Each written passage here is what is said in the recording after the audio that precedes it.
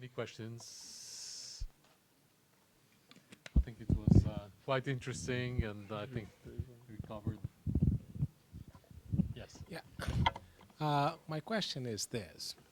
How do you make, well, since there is some opposition, like political parties that oppose, the European Union in a way, or sometimes the actors, the domestic actors not helping the change in this global governance, like the United States Congress doesn't approve the measure to change the IMF. How do you fight these internal constituencies to make this global order, this new global order, to happen?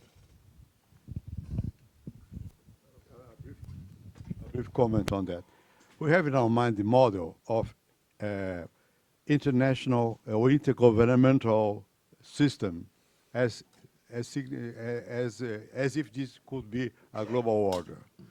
Well, why not to have in our mind the idea of the market, which is composed not by a properly an organization, but an instrument in order to each one could evaluate the decision by the other. So in this new world, it will be impossible to have an order in the old sense, because the internet is quite different from that. The flow of information is quite different. The business world is quite different from that. So we have to put all this together. It's not properly an order in the old sense. It's a system that allows, because of freedom, that allows interchange of opinions, free interchange of opinions, and step by step, in each moment, situation moves because of what has been done by one or by another. It's not exactly a formal, when I refer to global order, cannot be done as in the past, a structured order. It should be a much more, flexible kind of organization, of state of mind, more than any other thing. And the possibility to, because of that, to locally and individually, and business by business, ONG by ONG, government by government, will be adapting to the flow of pressure of a global public opinion, something like that, if I can have a metaphor, because it's not exactly, I don't know how this can be, how this can evolve. We have to ask for some metaphor to see. I use the idea of market because of that, because the market can take decisions, without having decision-making process. I think that the point you put is really crucial, and that requires leadership. Today, as the governments have no longer the capacity to deliver. That's the reality. We have transnational phenomenon, from international terrorism to financial crisis, to pandemics, to climate change, that even the biggest governments on earth, on their own, they cannot deliver. And there is an intuition of citizens that this happens. And that's exactly why there is not only a problem of effectiveness, but a problem of legitimacy. Because we traditionally think in terms of internal policy and foreign policy, but that line that separates both is almost disappearing. In Europe, it disappears. That's one of the problems we have today in the European Union, is that very often the leaders, they take decisions in Brussels, and afterwards they go back to their countries and they put the blame on Brussels. Yeah. What I call the Europeanization of failure and nationalization of success. When things go well, they say, we have done it. When things go badly, they say, it's the European Union. But all the decisions have been taken by the leaders. European Commission has only the final say on competition. The Commission has the role of initiative, but all the decisions on the euro area, for instance, the decisions were taken unanimously by the euro area country, unanimously. But afterwards they say, oh, it's a troika, okay? And so, that's why we need leaders that have a cosmopolitan vision. I know that's probably a very too strong word, but that have the courage to explain this does not depend only on us. This is not just on Portugal or Morocco or Brazil or on the United States. The United States, they are the biggest power on earth, and we saw now 47 senators writing to the president of Iran that they will not follow what their president decides. Can you imagine what we'll be saying in Europe if it happened in Europe, that Europe could not decide? And this is the most powerful country on earth. So it shows that it's extremely difficult for a government, for a political system to deal with the pressures. The nature of power has been transformed radically. It's completely different. I mean, I had the privilege to be very young foreign minister and deputy foreign minister. And at that time, in the European Council, when we were 12 countries in the European Union, we believe we are taking decisions that they were going to be followed today. There are summits and summits and summits, and we don't know what the markets are going to say the day afterwards. So it has changed radically. That's why we have, and that's why we need a foreign policy or international Weltanschauung, a concept of the world for the leaders that rule the countries, and that have the courage to explain what is at stake, and that blurred line that separates foreign policy and national policy is understood just as an imaginary line and not as indeed a wall that separates. And that's, with leadership, I believe we will win. And by the way, in Europe, I believe that we are going to confirm the resilience of Europe. The resilience. Just by the way, the last news from Greece are positive, as you know. He said yesterday in the dinner, I told you that my bet was that one. I believe that there are those threats that, Aziz, you mentioned. There are, and they are real, and I'm not underestimating them. But frankly, I believe the forces of integration are stronger than the forces of disintegration or fragmentation. The interests are very strong. This is something that outside of Europe people don't understand. The north of Italy is more integrated with Germany than some parts of Germany between themselves. And suddenly the north of Italy with the south of Italy. So the interest in the euro, the currency, it's not just an idealism because we want to have a common currency. It's because the interests are very, very strong. That's why I continue to be a believer in regional integration, regional cooperation, if possible regional integration, but not regional integration against the others, but to be open to the others, open regionalism, building the blocks of the future global order. That is the way. Okay. One question, Ambassador. Hello, I'm Cecilia Soto, former Mexican ambassador to Brazil. First, I'm very happy to hear that political parties are important. I've just been elected to the National Congress, and the parties in Mexico are in the worst place of admiration. It's worse than the police. So I'm very happy that we have some hope. But in all the threats to security that you've mentioned, only with a brief exception of Arturo Valenzuela, nobody has mentioned drug traffic and you know, all globalization of crime. Mexican cartels have a very, very active Atlantic diplomatic policy. Now they are in Europe in charge of the export of heroin and so on and so forth. And you know that about a month ago, a group of drug traffickers in Mexico used a Barrett 50 aerial weapon to destroy a Black Hawk helicopter. And entire regions of my country are taken by crime. So I would like to have a word. I know President Cardoso's position on that. There's a growing, and there's a growing frustration in Mexico because we are having all that instability and crime and violence while state by state in the United States are legalizing drug. So I would like to have a word on that. Well, let me say a word about that. First of all, Valadão said something that with I agree. He said, well, Brazil has a problem, no threats. It's true, no threats. It's true to some extent, because we have a tremendous problem with violence and drug. It's a domestic threat, interconnected with the global threats. But this is our key question in terms of security. We don't have problem of security with respect to our neighbors or to Africa at all. But we have a tremendous domestic threat because of drug traffic, use and abuse of drug, and violence, homicides and crime.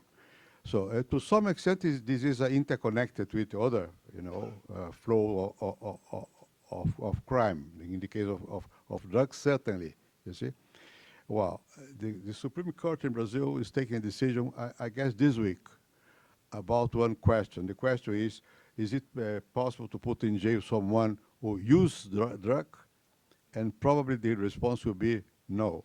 This will be a step ahead, because if you look the number of prisoners in Brazil, like in America or in Mexico, the number of the percentage of those who are there because they are using drugs is enormous. Since the law in Brazil says that no one could be put in jail by the use of drug, the police says, no, you are not using. You have a greater portion of drug because you are trafficking. And since he's a trafficant has to go to jail for 5 years, 6 years. Since I am president of the Global Commission on Drug Policies, in this commission has been very effective in the last years in proposing a new approach instead of war on drugs, a new approach. I visit several penitentiaries in Brazil, in Portugal, and in other parts of the world. In Brazil, it's dramatic because a good proportion of people are women, and the women are there because they have been trying to help their husbands, so they became traffickers, small traffic, and they go to the penitentiary. And since a woman is in prison, the family just prefer not to take into account that she's there. The man is different. The woman goes to visit the husband or the lover, I don't know what. But with the women, no. The women are just there maybe forever because since after the end of the sentencing, again, the only job the women can get, and the men too, is again to be engaged in traffic. So the problem is not just a Mexican problem. It's a very big problem across the globe. And I think that what is occurring in America is very important. And in Latin America too, we are moving ahead. In Europe, yes, but in all the European East is a disaster. The Russians are among the worst. In Africa, we have tremendous problems. Kofi Annan is also a member of the Global Commission on Drugs. He made a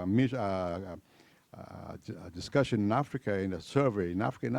In some part of West Africa, East Africa is terrible. You see, the disaggregation is enormous. In some parts of Central America as well, in the Caribbean as well.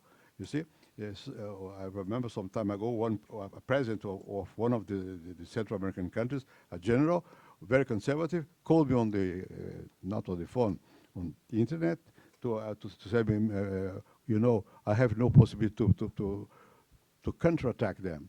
The only solution for my country is to legalize, because otherwise we will be defeated by the drug dealers. So we are confronting a situation of war in Latin America, and this is also part of these aspirations toward a new order, shall include also the question of drug. I agree. Hi, I'm Tim Raddat. I'm a fellow at GMF. So I come to a lot of these things because being a fellow at GMF, we have a lot of these kinds of talks. And living in Washington now, everyone's writing a book about the future of world order, or is the American century over, all these things. And there seems to be a fairly strong consensus that things aren't working well and that we need to change and think differently. But I don't think we've reached the point where we're actually brainstorming new ideas. We talk about the problems, we're good at analyzing them. But what about when are we going to have the creative sessions where we start throwing out new ideas about how to organize ourselves? What about an APEC for the Atlantic? What about democracies choosing to elect their ambassadors to the UN instead of having them appointed? Unless we start thinking differently, we're just going to keep doing the same thing over and over again. We need to change our patterns. What about maybe making the UN, the number of countries has grown to almost 200, which is an unwieldy coordination issue. What if we made the members of the UN out of regional organizations as opposed to individual countries? When are we going to start talking about, obviously these are very difficult to implement, but when are we going to start talking about implementing new steps, new changes? Just, when does that part of the equation come in? Or are we going to have to wait for a war and then rebuild after? That's the fear, isn't it?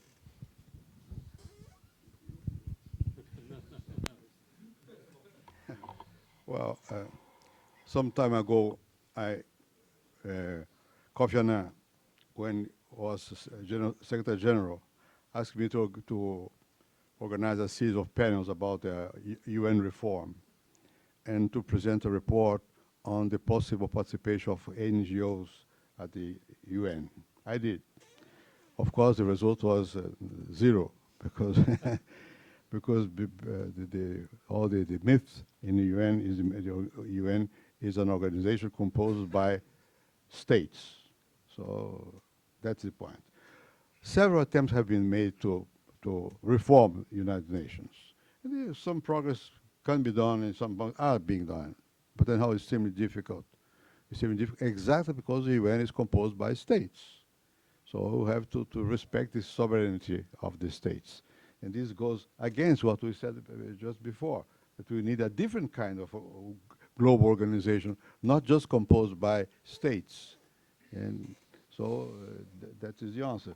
It's very extremely difficult for UN to be something quite different from what really UN is. And UN has been very effective, not just in controlling a possible world war conflict, but also in different issues. UN has been very important in raising the question of the women, the racism, the environment, so on and so forth.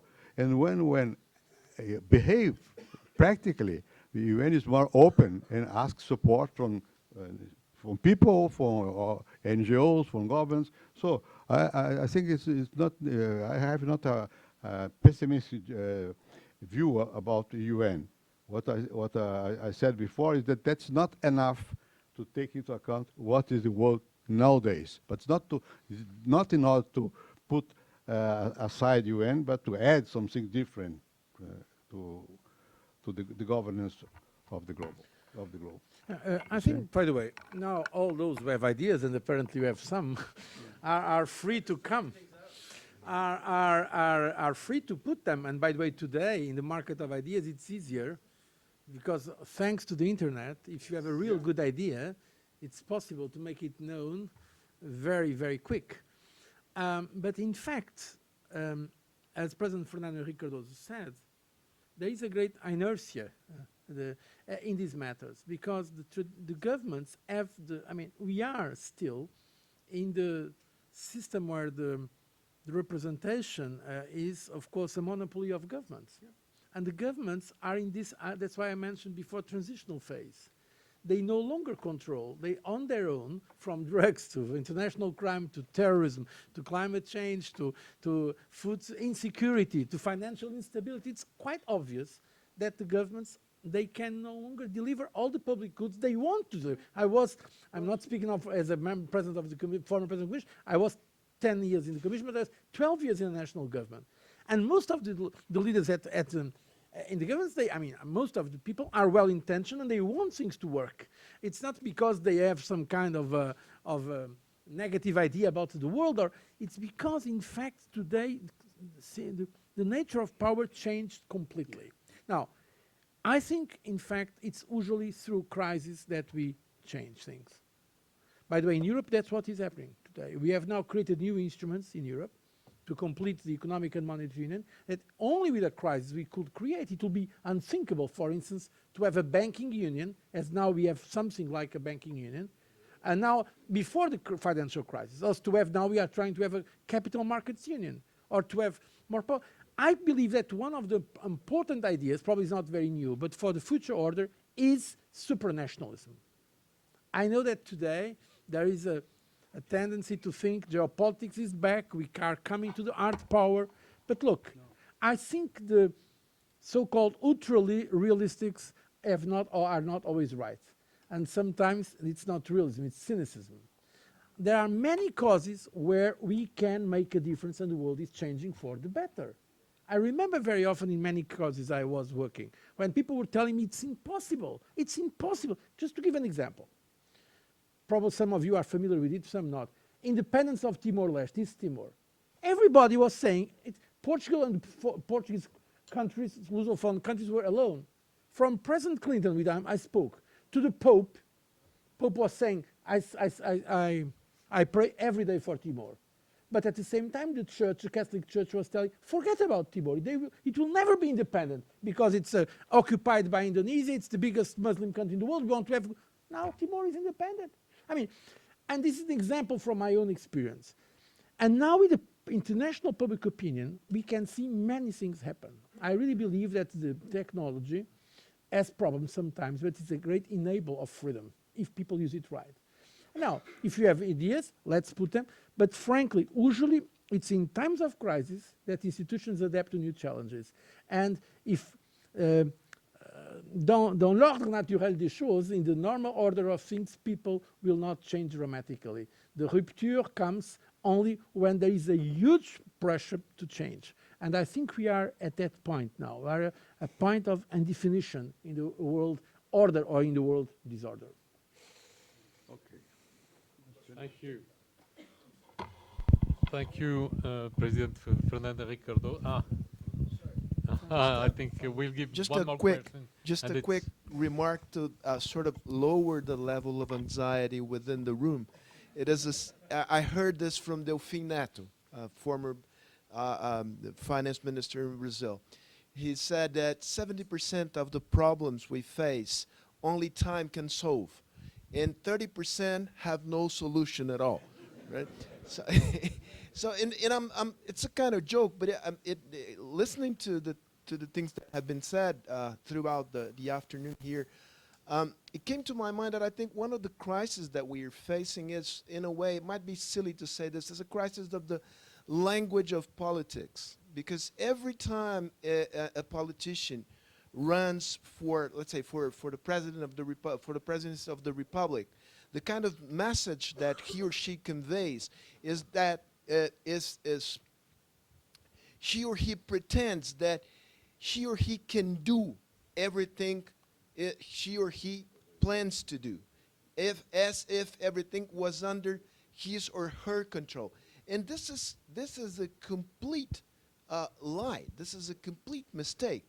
So this is one of the roots of why politics in general and politicians in specific sooner than later get demoralized when they are in office. So there is a really a tricky issue in respect on how politicians should reinvent themselves in the language they use to address their constituencies and to explain to constituencies what are the limits of the powers that they have. Is this a provocation or no? It's a personal provocation. Because necessarily the political man has to believe that he can do. Otherwise, it's impossible for him to address anything to the people. The other thing is, if effectively he'll be capable, because of different reasons, to deliver. And from time, if you are promising a dream and then it came to hell, well, it's the consequence. My president knows. Dilma Rousseff, the immediate reaction came. You see, but it's. I think maybe this is part of the way, the reason why there is a demoralization of the political life is the excess of dreams. But I guess this is not really the bulk of the question. At least I don't know what Venezuela has insisted on the importance of parties, political parties. It's true. There is no possibility to organize a democracy without political parties, you see. And it's also true that nowadays the political system is highly demoralized. It's not just in Mexico that the Congress ranks below the police. This is very more common than should be. But then how it's true. And why? Because we have not yet been capable to make a transformation in the political system, including the voice of those who today are capable to voice. Because they are already capable. They have not just the internet, they have the free press, they have demonstrations, they have general public opinion, and the political system is real, although you said, is behind society. This is obvious. The first time I was elected senator from the state of São Paulo was in the 80s. And already it was like that. The society was much more ahead than the political system, and it's still more in nowadays. So this is a gap, a kind of a sense of frustration, because the people know that better thing can be done. What you said, better thing can be done, and we are not delivering. That's the real question, why the political system is so badly considered by people. I just concluded a sentence in French, so to give some European flavor. La politique, c'est rendre possible ce qui est nécessaire. Make possible what is necessary. It will be always about voluntarism. And we are in that moment. Thank you. Thank you very much. Thank you. Thank you.